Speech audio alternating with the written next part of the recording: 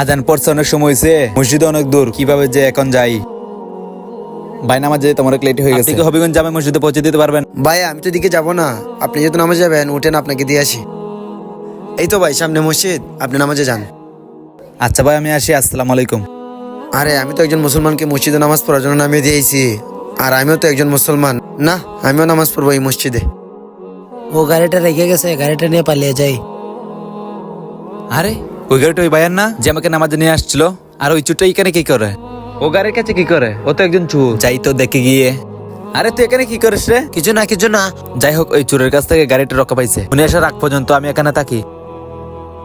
আরে ভাই আপনি এখানে কি করেন? আপনার গাড়ির কাছে একটা চুর ছিল, আমি আসাতে ও পালিয়ে গেছে, ভাবলাম আপনি আসার আগ পর্যন্ত আমি গাড়ির কাছে থাকি।